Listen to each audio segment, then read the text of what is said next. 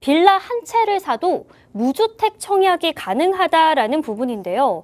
자, 이런 베스트 질문들을 모아서 이야기 좀 나눠보는 시간도 준비를 해보도록 하겠습니다. 우리 시청자분들은 어떤 부분을 가장 궁금해하고 계신가요? 요건에 맞는 빌라 한 채를 가지고 있어요. 그래서 청약이 가능한데 그러면 가점을 부과를 할 때 청약 기간도 무주택 기간으로 간주를 하는지에 대한 궁금증이거든요. 빌라 한 채, 요건을 맞춘 빌라 한 채를 가지고 있어도 결론은 무주택이기 때문에 집이 없는 걸로 보기 때문에 우리가 이 청약 가점도 무주택 청약 가점으로 그대로 인정이 됩니다. 다만 이제 한 가지 염두에 두셔야 되는 거는 세대 구성원 전원이 빌라 한 채만 보유를 하고 있어야 된다. 이 부분을 좀 염두를 해두시면 되는 거고요. 또 공시가 5억 이하의 기준이 어느 시점이냐, 요거는 제가 앞서서 말씀을 드렸어요. 그쵸? 이게 공시가 같은 경우는 결국 22년도 1월 1일, 23년도 1월 1일, 24년도 1월 1일 홈페이지를 통해서 확인을 해볼 수가 있거든요. 그러니까 입주자 모집 공고일 기준으로 제일 근접한 공시 가격을 기준으로 산정을 한다라고 보시면 되는 거고요.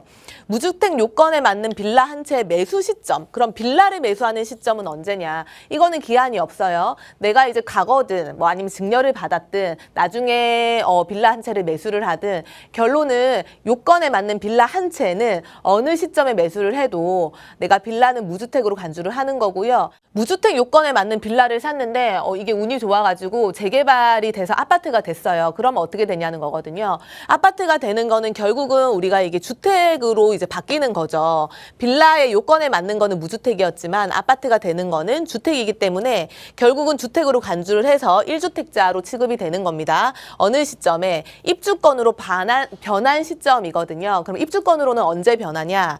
우리가 관리처분 인가가 나면 철거가 되죠. 그리고 그 시점에 이제 동호수 추첨을 통해가지고 우리가 몇 동, 몇 호, 몇 평짜리 공급 계약을 체결을 하게 됩니다. 그쵸? 조합원들이. 그 시점에 이제 요 공급 계약을 체결을 하고 실거래가 신고를 하게 되거든요.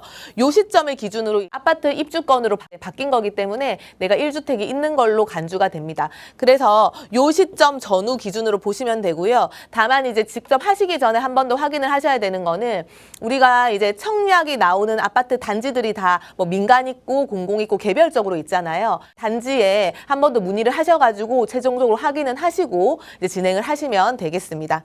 무주택인 경우에 우리가 생애 최초 담보 대출로 해서 그 금리를 인하를 받을 수가 있잖아요. 이런 부분까지 적용이 되는지가 궁금한 거거든요.